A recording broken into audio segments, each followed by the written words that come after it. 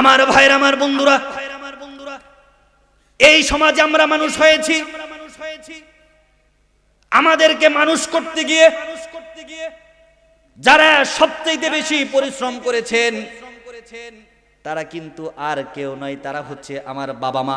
আওয়াজ দিয়ে বলুন কথা ঠিক কিনা? আমাকে মানুষ করতে গিয়ে, আমাকে হুজুর বানাতে গিয়ে, আমাকে বক্তা বানাতে গিয়ে, আপনাকে আলেম বানাতে গিয়ে, আপনাকে ড্রাইভার বানাতে গিয়ে, আপনাকে খেলাধুলা থেকে সরিয়ে আপনাকে স্কুলে দেওয়াতে গিয়ে সবচেয়ে বেশি যিনি পরিশ্রম করেছেন উনি হচ্ছেন আপনার মা। আওয়াজ দিয়ে বলুন কথা ঠিক কিনা? উনি হচ্ছেন আপনার বাবা। আর তোমাদের দুইটা হাত, আমার দুইটা হাত যুবক, তোমাদের পায়ে ধরে বলি, জীবনটা চলে যেতে পারে, শুলের মধ্যে আমরা দাঁড়াতে পারি, আমরা মৃত্যুর ফাঁসির দড়ি গলার মধ্যে দিতে পারি, এরপরেও কিন্তু কোনোদিন কোনো বাবা মায়ের সাথে বেঈমানি আর বাবা মায়ের সাথে বেয়াদবি করতে পারি না। আওয়াজ দিয়ে বলুন কথা ঠিক কিনা? মেয়েদের সম্পর্কে কিছু বলা হয়েছে, মায়েদের সম্পর্কে কিছু বলার জন্য অনুরোধ করা হয়েছে। আমি আপনাদেরকে বলি, মায়েদের সম্পর্কে আমি আপনাদেরকে কি বলবো? এই পৃথিবীর মধ্যে সবচেয়ে দামি যেই ব্যক্তিত্ব তারাই হচ্ছে আমাদের বাবা মা। আওয়াজ দিয়ে বলুন কথা ঠিক কিনা? আল্লাহর নবী বলেছেন, হুমা জান্নাতুকা ওয়া নারুকা, তোমার মা তোমার বাবা হচ্ছে তোমার জন্য জান্নাত অথবা তোমার জন্য জাহান্নাম। আওয়াজ দিয়ে বলুন কথা ঠিক কিনা? আমাদের সমাজের মধ্যে অনেক যুবক রয়েছে স্মার্ট, কিন্তু যুবক তুমি তো স্মার্ট, কিন্তু তোমার মা আর তোমার বাবা তো স্মার্ট নয়। আওয়াজ দিয়ে বলুন কথা ঠিক কিনা? তুমি তো সুন্দর কোট পরতে পারো, তুমি তো হাতে দামি ঘড়ি দিতে পারো, মাথায় তো তুমি দামি পাগড়ি পরতে পারো, সুন্দর দামি আদর তুমি ব্যবহার করতে পারো, সুন্দর করে কথা বলতে পারো। যেই মায়ের পেটের মধ্যে তুমি ছিলে ওই মা সুন্দর করে কথা বলতে পারে না, সুন্দর করে ব্লাউজ পরতে পারে না, সুন্দর করে পেটিকোট পরতে পারে না, সুন্দর করে কথা বলতে পারে না, তোমার স্ত্রীর সাথে সুন্দর করে মিশতে পারে না, কথার মাঝে মধ্যে ইংরেজির ঝড় তুলতে পারে না। তোমার মা টিভি বুঝে না, তোমার মা সিনেমা বুঝে না, তোমার মা শুধু 80 বছর বয়স হয়ে গেছে, তোমার 40 বছর, এখন শুধু এটাই বুঝে আমার খোকা ভালো আছে। আওয়াজ দিয়ে বলুন কথা ঠিক কিনা? এমন একটা ঘটনা আমি আপনাদেরকে বলে যাই।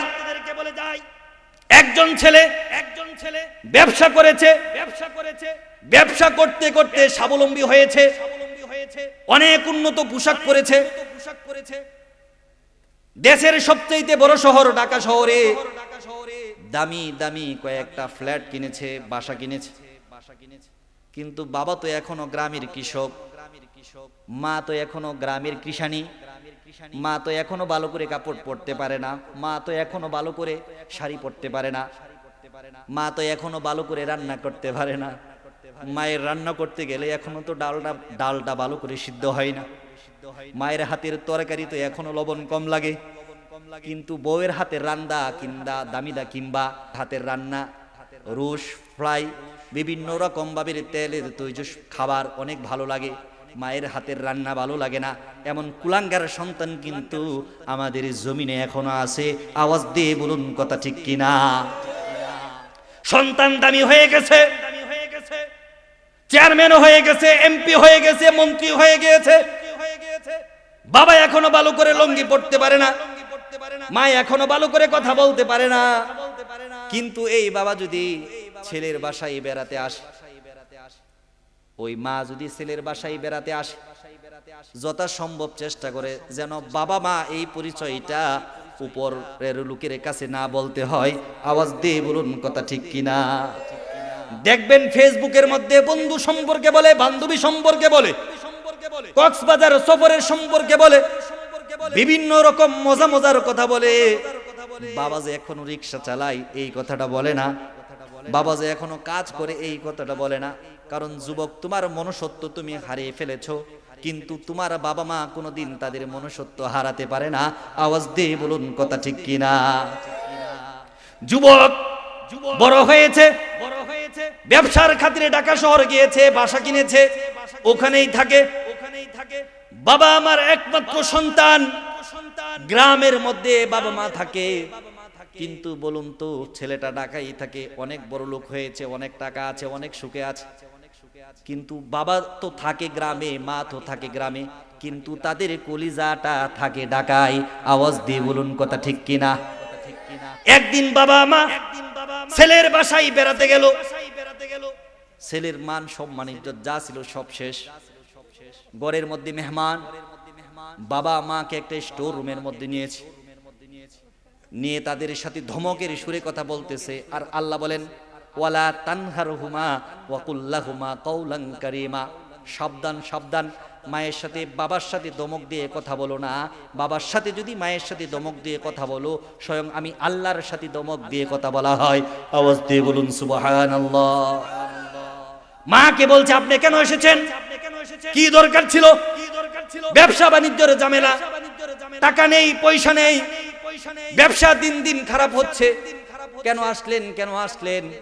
মায়ের মনটা খারাপ হয়ে গেল, বাবার মনটা খারাপ হয়ে গেল। ছেলে ভাবলো বাবা মা আসছে, মনে হয় টাকা চাইবে, এই জন্যই মাকে আগেই অভাবের কথা শুনিয়ে দিল যেন মা টাকা না চায়। আল্লাহর কসম করে বলুন, যেই মা এখনো আলু ভর্তা ডাল খেয়ে সন্তুষ্ট অর্জন করে, যেই মা এখনো পালানের বাগান থেকে কচু শাক এনে রান্না খেয়ে শান্তি পায়, ওই মা কি ঢাকা শহরে ছেলেকে দেখার জন্য গিয়েছে, নাকি ছেলের বাড়িতে বড় রুই মাছ খাইতে গিয়েছে? ছেলেকে দেখার জন্য গিয়েছে। ছেলে মাকে অভাবের কথা শুনিয়ে দিল, বাবা আর মা চলে আসলো। হঠাৎ 3 মাস 4 মাস পরে আবার বাবা একা গেল। মায়ের অনুরোধে মা বলল, ও ছেলের বাবা, আমি গেলে তোমার ছেলে কষ্ট পায়, আমি সুন্দর করে কথা বলতে পারি না, বৌমায়ের সামনে আমাকে নিয়ে যেতে চাই না, বৌমা তার মায়ের সাথে আমাকে কথা বলতে দেয় না, তাদের বান্ধবীর সাথে, তাদের ছেলেদের সাথে, আমার ছেলের বন্ধুর সাথে আমাকে সাক্ষাৎ করিয়ে দেয় না, আমি ওই বাসায় আর যাব না। আমার স্বামী, আমার 2টা চোখ আমি তোমার চোখের মধ্যে লাগাইয়া দেই, তোমার 2টা চোখ দিয়ে শুধু দেখবে আমার ছেলে কেমন আছে, আমার ছেলেটা কেমন আছে, তুমি শুধু দেখে চলে আসবে। স্বামী আবার গিয়ে উপস্থিত। ছেলে বাবাকে দেখার পরে আবার রাগ করে, আপনি কেন আসছেন? আমাকে ফোন দিতেন, কয়টা টাকা লাগে আমি টাকা পাঠিয়ে দিতাম, আপনি কেন আসলেন? বাসার মধ্যে কত বন্ধু বান্ধব আসে, কত অফিসার আসে, আপনি যে আসছেন আপনার পাঞ্জাবি ছিঁড়া, আপনার পাঞ্জাবি দেখলে আমার লজ্জা হবে, আমার বন্ধু বান্ধব আমাকে অপমানিত। বাবা কেঁদে কেঁদে কণ্ঠে বলেন, বাবা এই পাঞ্জাবি ছিঁড়া, এই পাঞ্জাবি যত্ন করে তোমার মা সিলাই করে দিছে, আমার তো ভালো পাঞ্জাবি আছে, তোমার মা সিলি করে দিছে, তোমার মায়ের সিলি পাঞ্জাবিটা আমার পড়তে বড়ই মজা লাগে। তোমার মা বলেছে তোমার মায়ের 2টা চোখ আমার কাছে দিয়েছে, এই 2টা চোখ দিয়ে যেন তোমাকে একটু দেখে যায়, আর তোমাকে যদি একটু দেখি তাহলেই নাকি তোমার মায়ের দেখা হবে। যুবক বলেন, আমি বুঝি না বাবা মার কি মহব্বত, আমার অন্তরে তখনও সেই বুঝ আসে নাই। আমি বাবাকে অপমান করে আবার বাড়ি থেকে তাড়িয়ে দিলাম। এবার আরো 6 মাস চলে গেল। এবার আবার 6 মাসের পরে হঠাৎ করে রাত পহলেই আমার মেয়ের জন্মদিন। আমার বাবা দুপুর বেলা এসে আমার বাসার মধ্যে হাজির, বাসার মধ্যে শত শত মেহমান। আমি বললাম, আপনি কেন আসছেন? আমার তো মান সম্মান সব লস হয়ে যাবে, সকাল হলে আমার মেয়ের জন্মদিন। বাবা কাদু কাদু কণ্ঠে বলেন, বাবারে আজকে তোমার আনন্দের দিনকে আমি মাটি করতে আসি নাই, তোমাকে আমি বিরক্ত করতে আসি নাই। তোমার মা সারা জীবনের জন্য চলে গিয়েছে, তোমার মা ইন্তেকাল করেছে। বাবারে আজকে এশার নামাজের পরে তোমার মায়ের জানাজা হবে। তোমার মায়ের শেষ ইচ্ছা ছিল যেন তোমাকে দেখে যেন ইন্তেকাল করে। বাবা তোমার মায়ের ইচ্ছে পূরণ হয় নাই, আমি আসছি, চলো আমার সাথে জানাজায় যেতে হবে। ছেলে চিন্তা করে, যদি জানাজায় চলে যাই তাহলে বাসার মধ্যে গন্ডগোল হবে, আর যদি আমি জানাজায় না যাই তাহলে এলাকার মানুষ আমাকে কি বলবে? আওয়াজ দিয়ে বলুন কথা ঠিক কিনা? এলাকার মানুষ কি বলবে? ছেলেটা বলেন, আমি তখন বাবার সাথে জানাজায় চলে গেলাম, এশারের নামাজ অনুষ্ঠিত হয়ে গেল। এলাকার মাতবর চাচা আমাকে বললেন, বাবা জানাজায় আরম্ভ হয়ে যাবে, মাকে একটু শেষবারের মতো দেখো। আমি বললাম, চাচা মা বৃদ্ধ হয়ে গেছে, মা তো ইন্তিকাল করবে, শেষ বয়সে আর দেখার কোনো কিছুই নাই, জানাজা শুরু করে দেন। আমি শেষ পর্যন্ত মায়ের মুখটাও দেখে নাই। মায়ের জানাজা হয়ে গেল, আমি কবর দিলাম, আর আমি ভাবতেছি তাড়াতাড়ি চলে যাব, তাড়াতাড়ি চলে যাব, সকাল বেলায় যে আমার মেয়ের জন্মদিনের অনুষ্ঠান হবে। ছেলেটা একথা ভাবতে ভাবতে ঘরের মধ্যে গেলেন। ছোট কুঠিরের মধ্যে যখন পা রাখলেন, দেখেন সমস্ত মানুষগণ কান্না করতেছে। ছেলের চোখের মধ্যে হঠাৎ করে পানি আসে।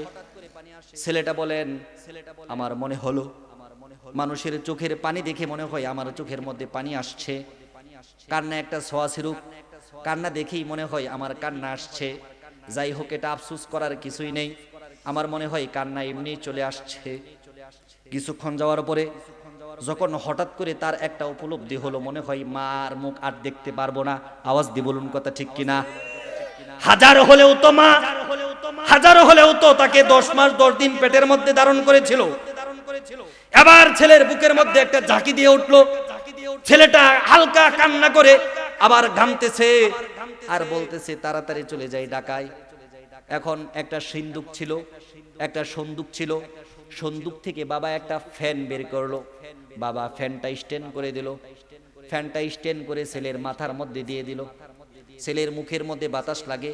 ছেলে আস্তে আস্তে তার কলিজাটা একটু ঠান্ডা হয়, একটু শরীরের মধ্যে আরাম ফিরে আসে। ছেলের শরীরের মধ্যে যখন আরাম আসে, তখন ছেলে হঠাৎ করেই তার বাবার দিকে ফ্যানটাকে মুভ করে দিল, বাবার দিকে ফ্যানটাকে ফিরিয়ে দিল। এবার বাবা ফ্যানের সুইচটা অফ করে দিল।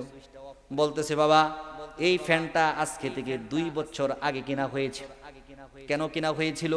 2 বছর আগে যখন তুমি বাড়িতে আসছিলা, তখন তোমার মা তোমাকে বলেছিল, খোকা অনেকদিন পরে আসছিস, ডাল ভাত রান্না হয়েছে, একটা পালনের মুরগি ছিল, তোর জন্য মুরগি রান্না করেছি, খোকারে অনেকদিন পরে বাড়িতে আসছিস, এক মুঠ ভাত খেয়ে যা। তুমি বলেছিলে গরমের মধ্যে মা, টিন সেট ঘরের মধ্যে গরমের মধ্যে আমি বসতে পারবো না, তোমার রান্না করা ভাত তুমি আর বাবা খেয়ে নিও, আমি এক মুঠ ভাত খেতে পারবো না। খোকারে তুই যেদিন চলে গেলি, সেদিন তোর মা আমার সাথে অনেক রাগারাগি করেছে। তোর মা আমার সাথে রাগ করে বলেছে, দক্ষিণ পালানের জমিটা বিক্রি করে ছেলেকে ব্যবসার জন্য টাকা দিয়েছিলে, উত্তরের পালানের জমিটা তো এখন আছে, ওই জমিটা বিক্রি করে আমাকে টাকা এনে দাও। আমার ছেলে টাকার জন্য ব্যবসা করতে পারে না। আপনাদের কি মনে আছে, ছেলে প্রথমে বলেছিল টাকার জন্য ব্যবসা করতে পারি না, ব্যবসা বাণিজ্য খারাপ। টাকার জন্য ছেলেটা ব্যবসা করতে পারে না, টাকার জন্য ছেলেটার সংসার ভালো চলে না।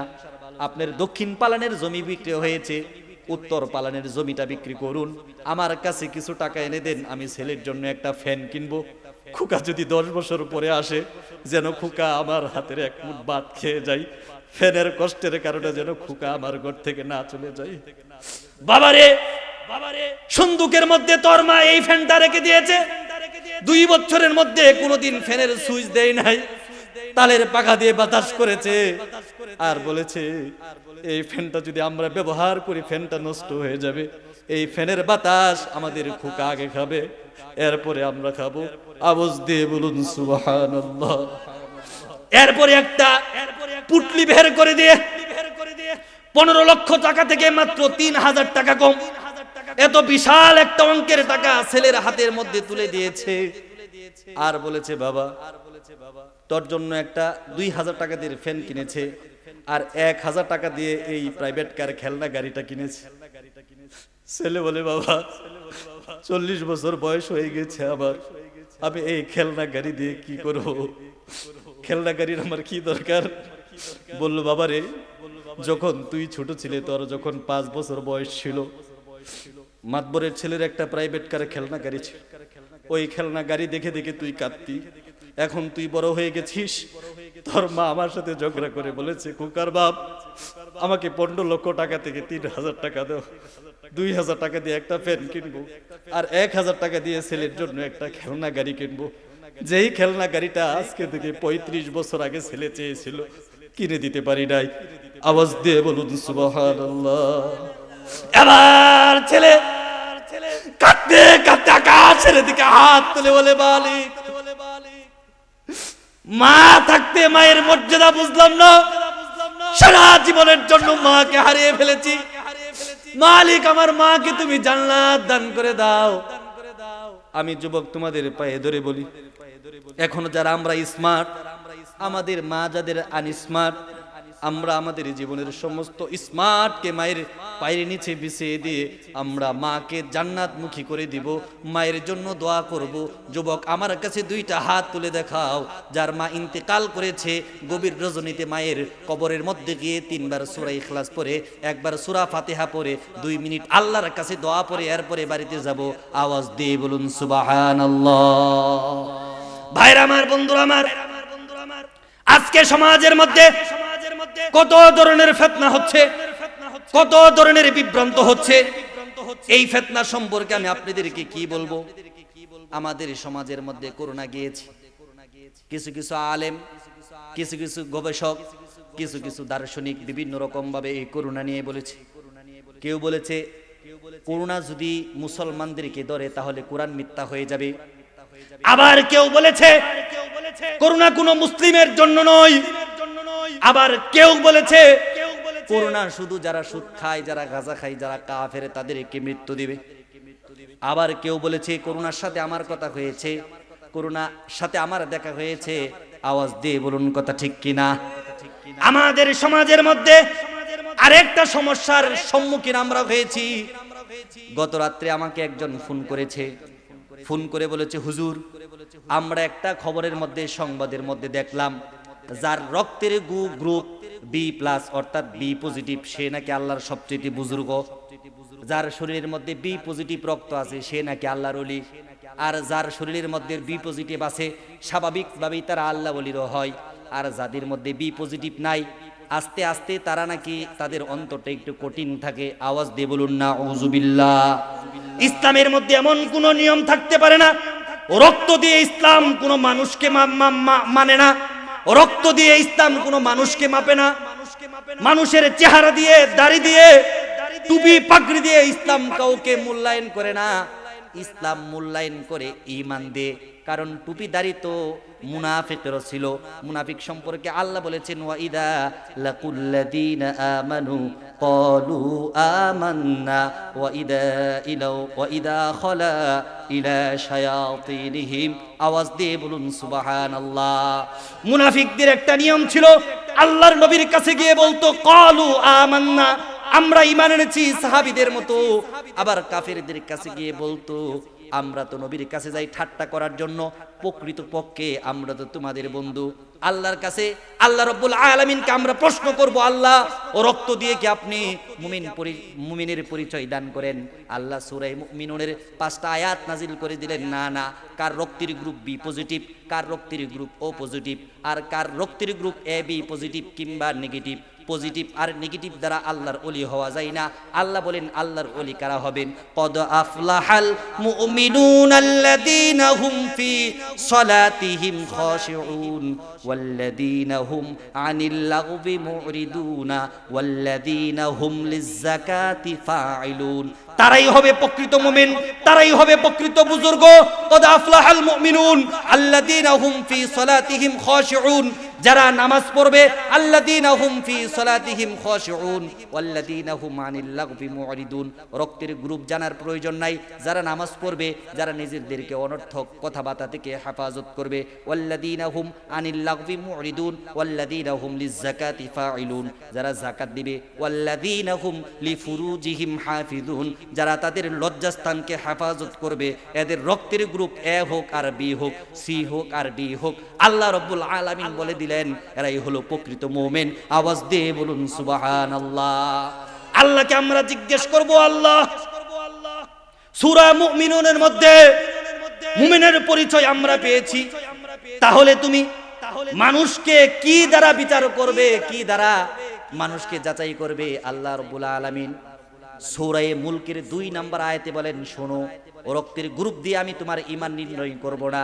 আল্লাহ রাব্বুল আলামিন সূরা মুলকের 2 নম্বর আয়াতে বলেন, আল্লাযী খলাকাল মাউতা ওয়াল হায়াতা লিয়াবলুয়াকুম আইয়ুকুম আহসানু আমালা। আমি এই পৃথিবীতে মানুষের ঈমান পরীক্ষা করার জন্য, আমল পরীক্ষার জন্য মৃত্যু দিয়েছি আর হায়াত দিয়েছি। এই মৃত্যু এবং হায়াত দ্বারা আমি মানুষের জীবনের ঈমান পরীক্ষা করব। আওয়াজ দিয়ে বলুন সুবহানাল্লাহ।